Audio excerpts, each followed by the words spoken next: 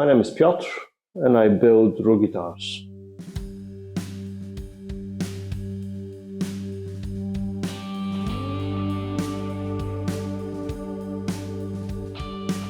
I know I promised you all a video about sanding this week, but unfortunately this is not going to be it. I've got a few things that I need to do with the neck, and then I would like to sand neck and the body together. The body is not ready for sanding yet. I need to route the neck pocket and the pickup cavity and drill some holes for the strings, and then I will be ready for sanding. So yeah, not yet. For now, the neck. The neck needs a few things done. I need to install the truss rod. You may remember the truss rod has a spoke wheel which is wider than the truss rod itself, so it needs widening at the very end. I also need to locate tuners. To do that, I will measure a couple of my guitars to see where exactly how far the tuners should be from the edge of the neck. And I need to actually prepare the fretboard for gluing. So I think that will be the focus of today. Let's do it. So this is the neck with the truss rod channel as it is now. That's the truss rod, and while the rod itself is 6 mils wide, this portion of the spoke wheel is 8 mils wide. I need to open this portion of the channel, just the end, by 1 millimeter on each side to fit this round bit. The spoke wheel will sit nearly flush with the neck. There will be a tiny gap between.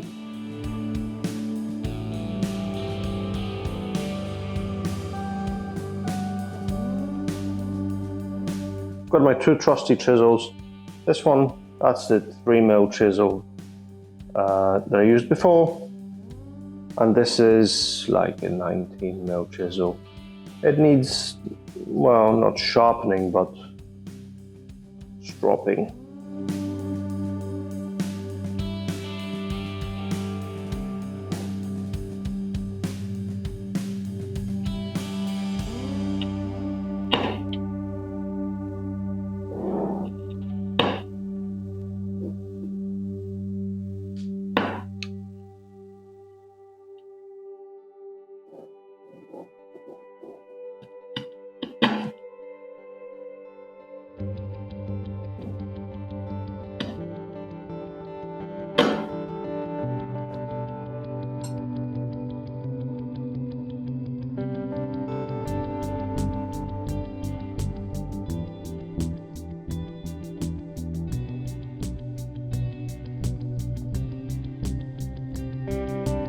Right, so the other thing that needs to be done is this end needs to be squared off so that it fits the square end of the truss rod.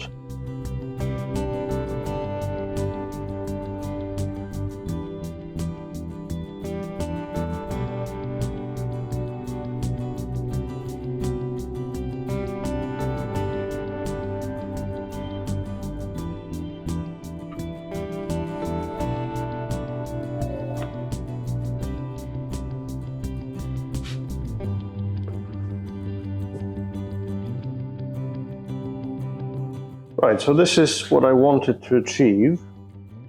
It's a nice snug fit.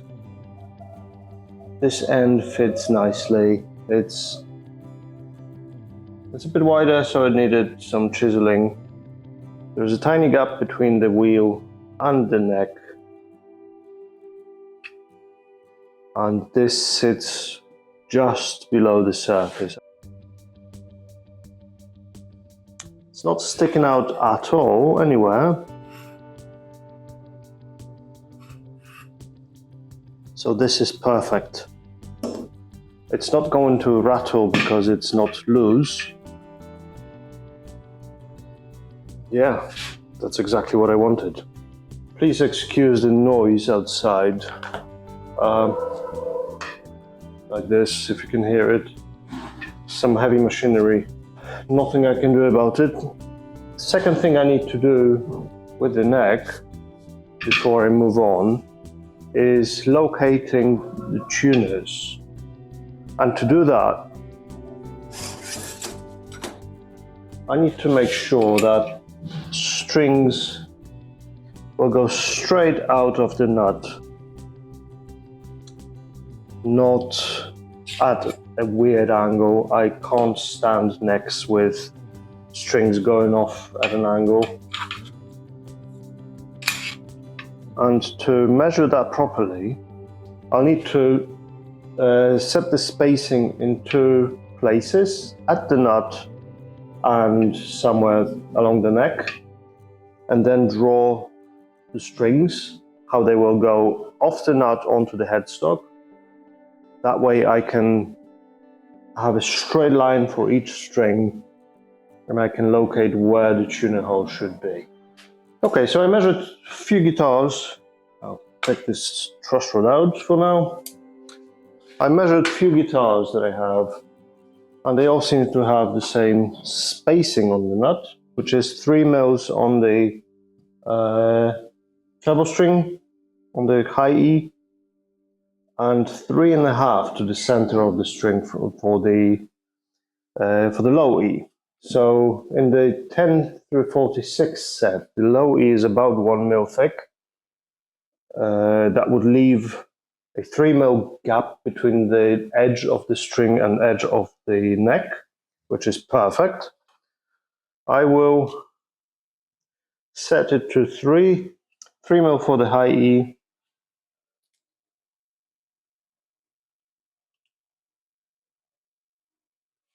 and 3.5 mil for the low E.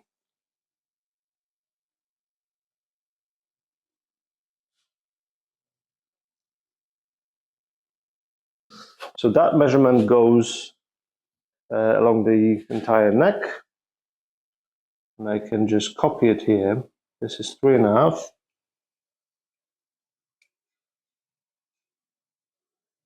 And this is 3 mil. So to find the string spacing on the nut, I take the string spacing rule. This one's from Crimson, but many companies sell these. And I need to find 1, 2, 3, 4, 5, nope, 6 strings. 1, 2, 3, 4, 5, no. 1, 2, 3, 4. 1, 2, 3, 4, 5, nope. Right, there it is. So it's 1, 2, 3, 4, 5, 6, perfect.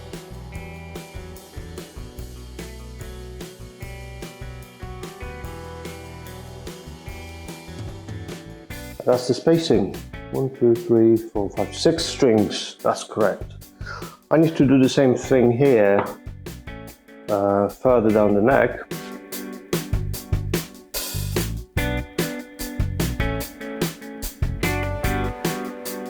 I know it sounds ridiculous, but I really don't like the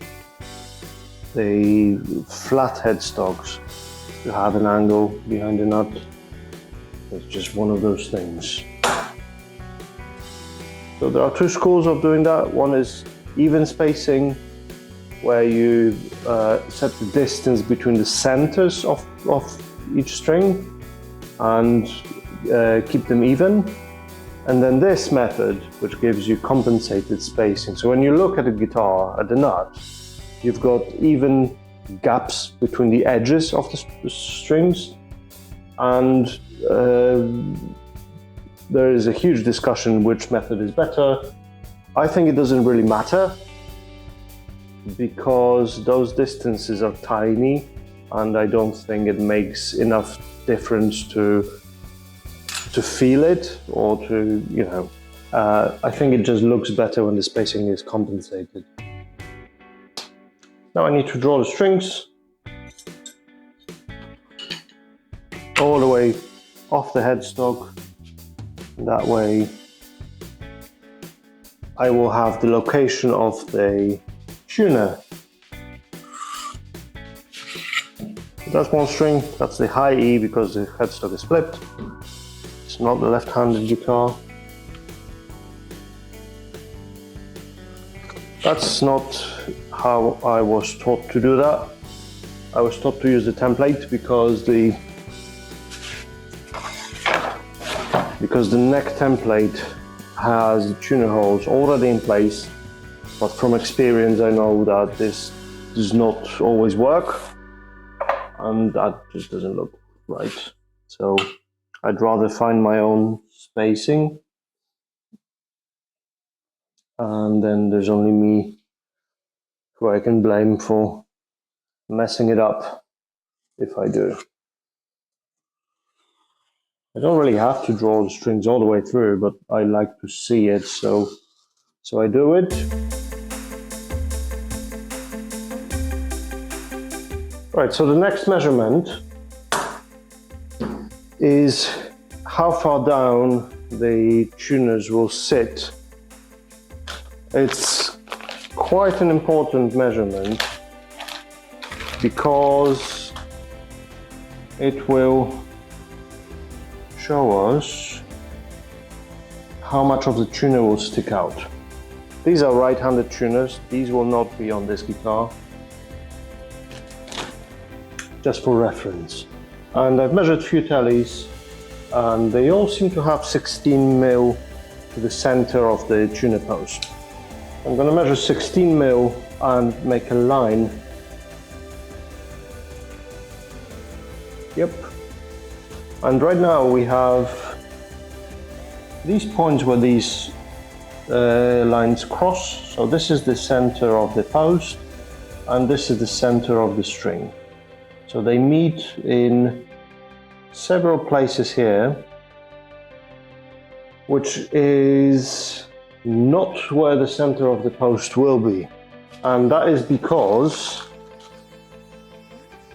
if we do the center of the string with the center of the post, it will only work if the string is coming into the tuner like this, straight on, which it will not.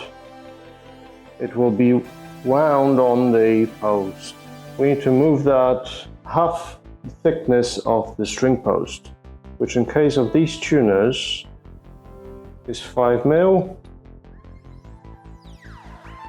So 2.5 mil away from the string is what we're looking for. So it's not going to be here, it's going to be where the distance between the string and this line is 2.5 mil. We are looking at this place here. Oops, sorry, this place here.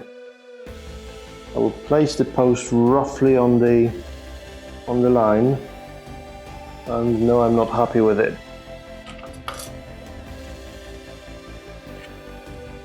Now I'll be able to see where the post should be located. So this is the tuner post, that's the hole, this is the center, and when I place the post here,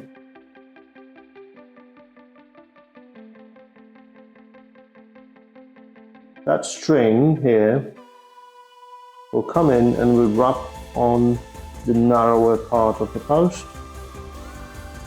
It does not have to wrap multiple times. These are locking tuners. Half a wrap is enough. So this is a perfect location for this tuner.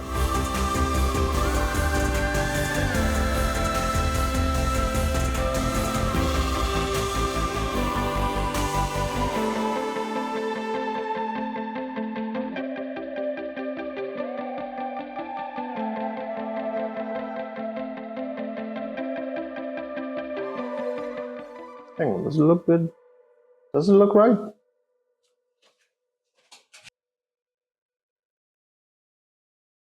Okay, so one of those moments when I stopped to double and triple check that I've got everything right, And just by looking at it, I thought that something's way off, because this distance here between the edge and the first tuner, and this edge and this last tuner is just so much different. This is like 45 mil, where this one is 15. So, and I started measuring stuff again and against guitars, and that distance between the edge of the neck here and the center of the tuner post, I measured as 16. I don't know why. It's supposed to be 11 millimeters. Even looking at the template, it's clearly 11 millimeters, not 16. This is ridiculous. I'm glad I caught it and not rushed into drilling those holes, because this would not be good. Stuff like that, mistakes like that are not recovered, just ruin things for me. And I'm glad I caught it when I did. So yeah, from the top, strings first.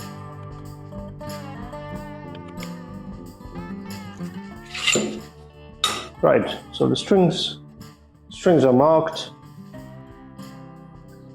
Now, 11 millimeters distance.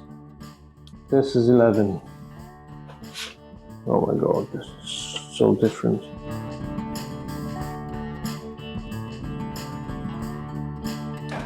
And now this distance is 29, and this distance is 29. Yes! I'm glad this happened, and I'm really glad it happened when it happened, and not after drilling through.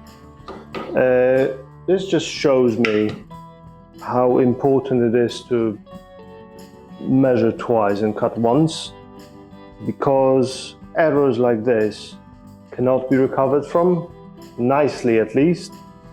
If I drilled holes through, all the way through the neck, even the pilot holes, this would always be visible. I would have to, I don't know, put a veneer on top of the headstock to hide it.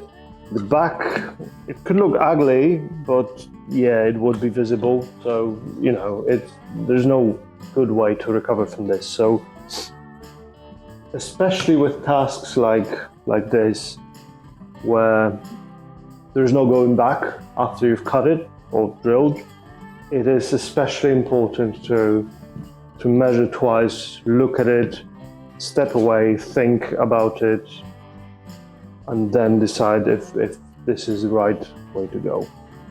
Yep, let's set up the drill and let's drill them. How is this okay?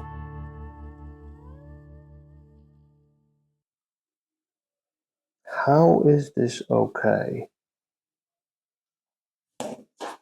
So I corrected it again, and I put some masking tape on the headstock just to see it better, because these grain lines are very visible and they were just throwing me off. I've done it slightly differently. I've marked only the high E and low E strings, and then measured equal distance between tuners without calculating and measuring each of the strings. So I've got 4 strings fewer to make an error with. So I've measured the distance of 2.5 mil from this string to the center post, and 3 mil, because that string is thicker. I've measured 3 mil from here to here, and then equal distance between them. Yes, I think I'm finally ready to actually drill this thing. One more measurement before we go. Yes. Now, what I've got here is a pillar drill, or drill press, with a fence.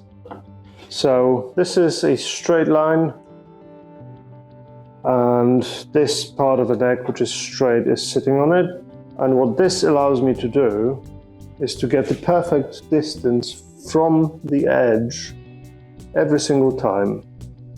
And because it's clamped, It will never move when I drill through the headstock.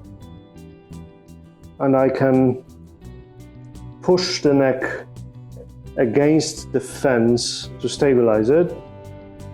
And I can drill each hole exactly the same distance and as highlighted on the masking tape.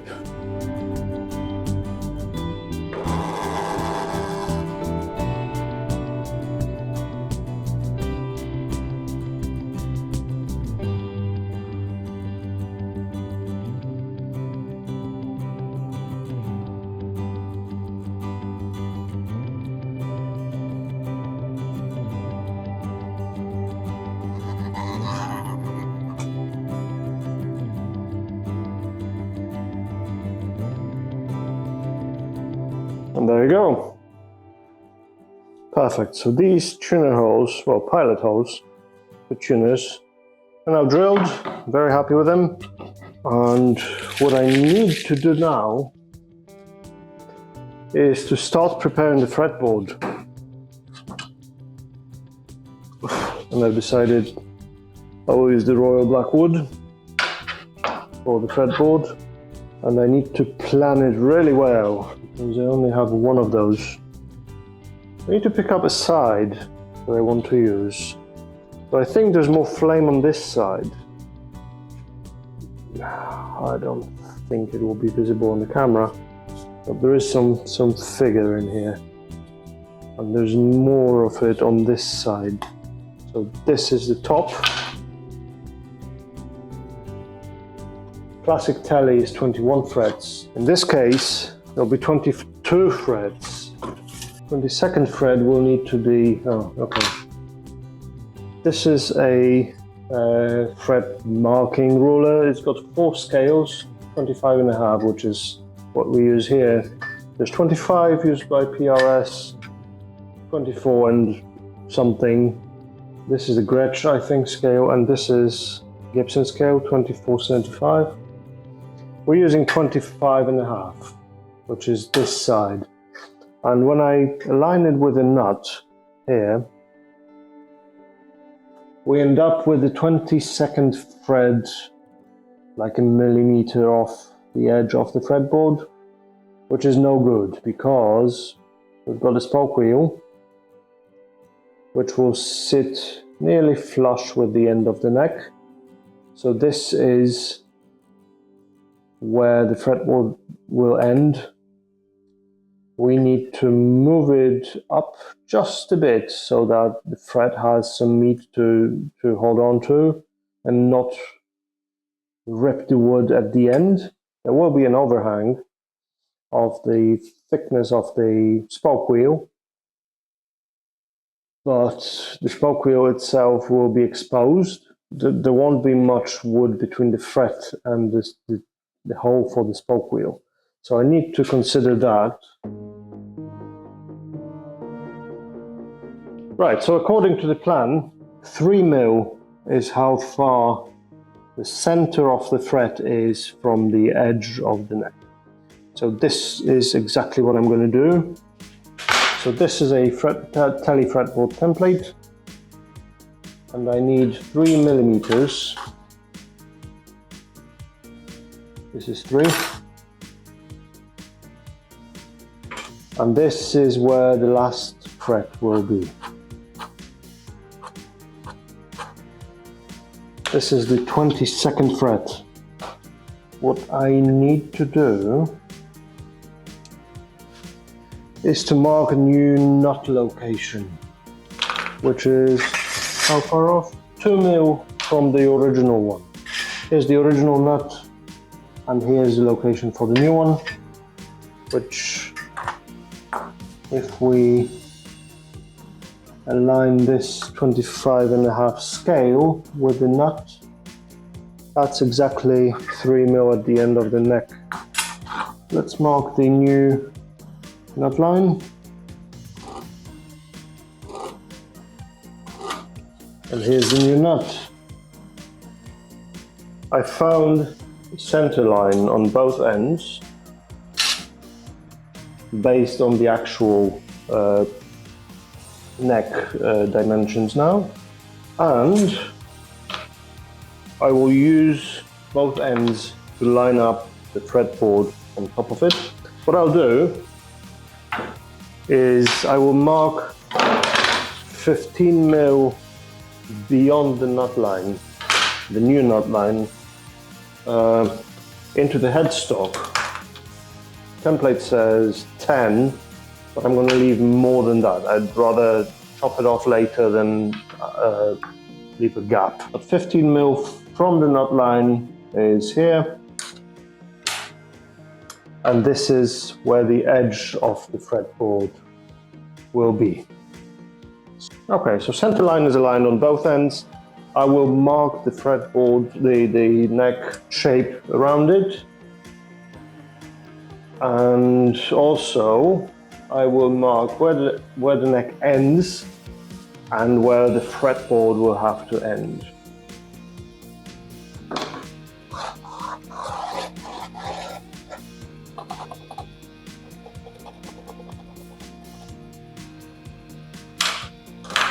And I can take it off now,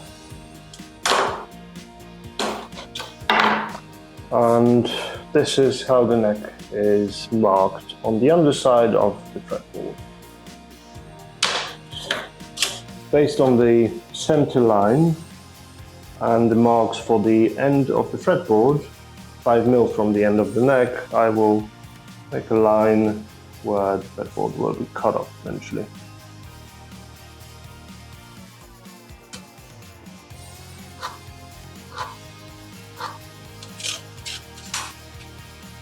So there it is. Now I need to mark it all on top. What I do need is a center line, the knot line, and the end of the fretboard line. And the rest will be frets. Let's do it.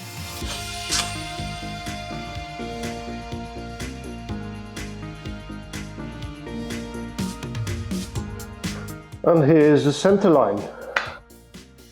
And now the knot line is 15 mil from the edge. Here's the knot line.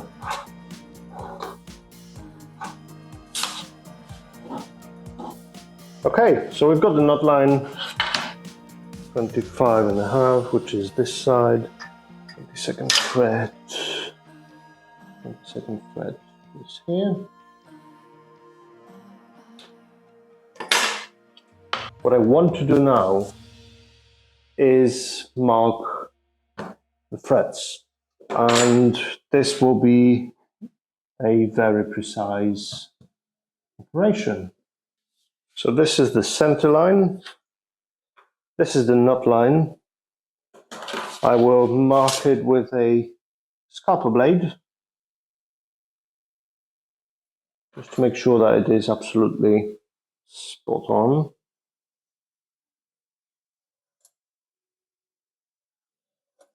And those two lines, the center line and the knot line, will be the reference points for the entire fretboard. So all frets will be marked based on these two lines.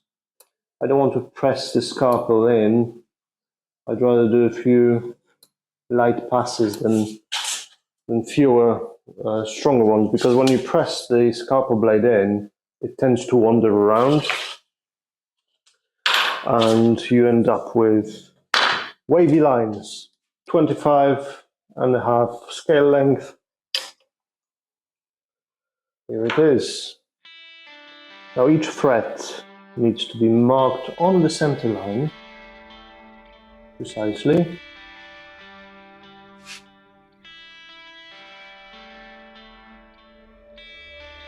And that line then will be used to mark the entire length of the thread. This is step 2.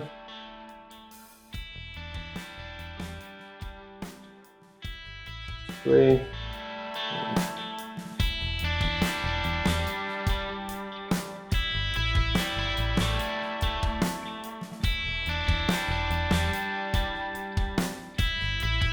I'm rechecking the knot line just to make sure that the reference point is still spot on. If I moved the ruler just a bit, the remaining threads would be off. That wouldn't be perfect.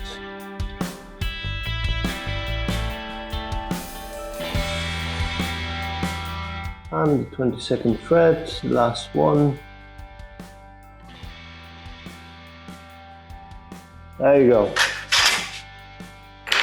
Not sure how well it will be visible, but here are very thin lines next to the center line.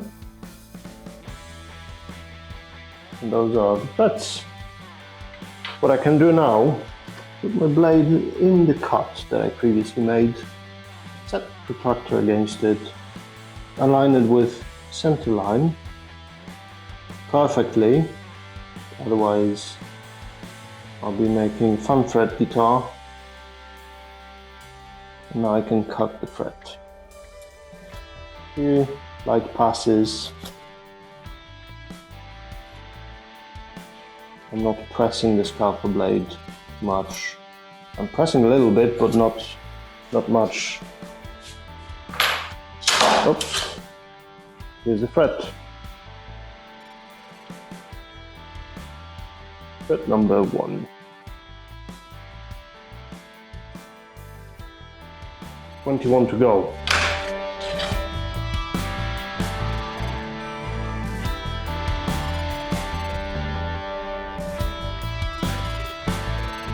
So those are threads marked on the fretboard. I'm really happy with how straight they are. Before I can glue the fretboard on, however, what I need to do is to route the neck pocket out in the body. For one simple reason. Spoke wheel that will hang off the end of the neck will go into the body, and I have to be able to chisel it out before I have the neck completed, before it's attached. So I need to be able to actually cut it out, put the neck in, and see exactly where the spoke wheel will be. I can measure all I want, and I will, but it's just better to put it on and see exactly and mark it off the actual spoke wheel. So I'll be doing this. I need to get the body, find the neck pocket. While I'm doing that, I may as well find the bridge position and the pickup location and route it out as well. So yeah, let's do that. I need to double check the initial pickup location, if it's in the right place, with the whole body template, and it is. So now, based on the location of the pickup, I can align the template with the center line, and now I have the location of the neck pocket. Yep. That's where the neck pocket is. You may remember that I moved the knot line by what, 3 mil? Was it 3? With 3 mil up the neck. That means the intonation line is moved by 3 millimeters from the original position. But this doesn't mean that the pickup will be here. I will be measuring the pickup's location based on the actual bridge, and I'll explain it all when we get there. But this is where the neck needs to be located. There is a couple things to consider here. One of them is the depth of the neck pocket. And to calculate that properly, I need to know how far the strings need to be off the body. because if I go too deep and leave the fretboard sitting on the body, that distance may be too small for the bridge, and I may not be able to drop the saddles far enough to get decent action.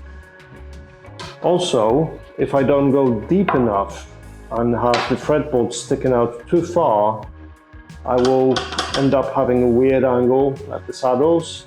I'll have to raise them up so high that it will just be awkward and uncomfortable to play.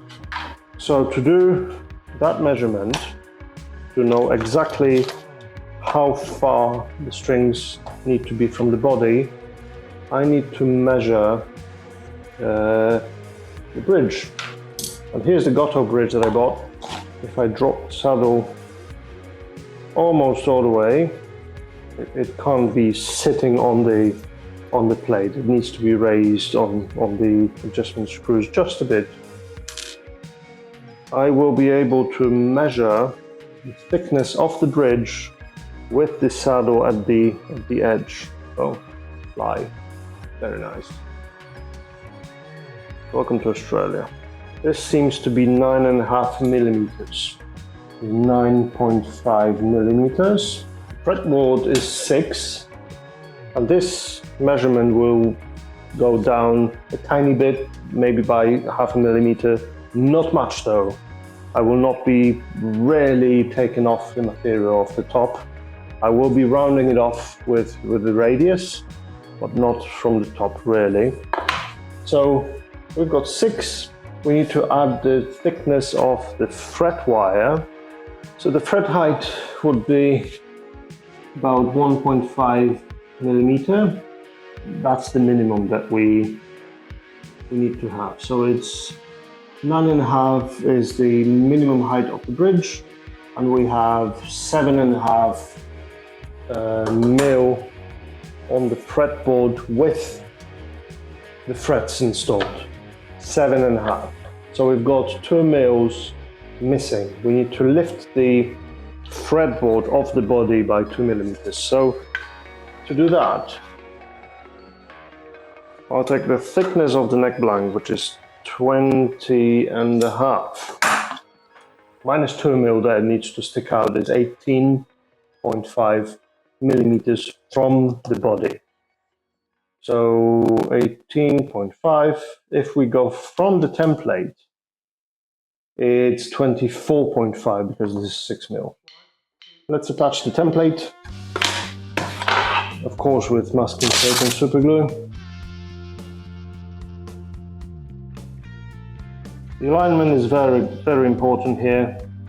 It needs to be straight with the center line, otherwise the bridge will not be straight. Or if I do a bridge by the center line, the strings will go off the neck. That is perfect. So this is not 6, is it? This is 6.5, so 25 mil. Okay, so I'll be measuring the depth of the neck pocket from the template. So I need the depth of 25 mil from the top of the template. 25 because I need to sink the neck pocket by 18.5 mil, and the thickness of this template is 6.5. So it's 25 mil from the top of the template to the bottom of the neck pocket. I've got the router bit set up to ride on the template, 2/3 down the thickness of the template. And yeah, I'll start slowly because it's sticking out quite a bit.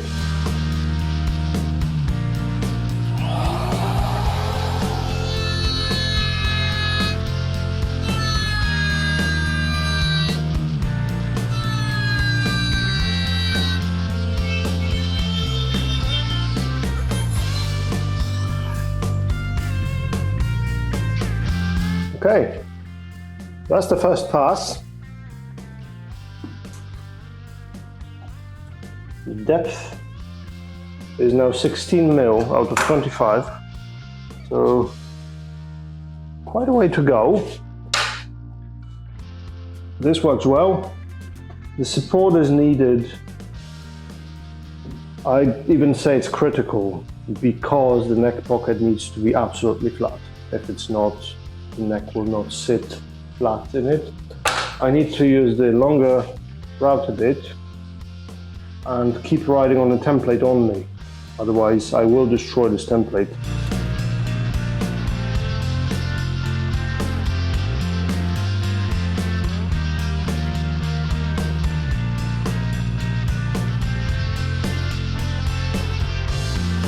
We are 24 millimeters deep now. There's no issues with the template. Neck pocket is straight and flat on the bottom, which is perfect. I am very happy with the process so far, but we need 1 more millimeter in to get to 25. And I can set it up by using the depth stop again. This ruler is 1 millimeter thick, and I can simply put it in, drop the depth stop, lock it in place, and this is now 1 millimeter gap. And if I drop the router to reach the depth stop like this, now the gap is closed, and now it is 25 mils in.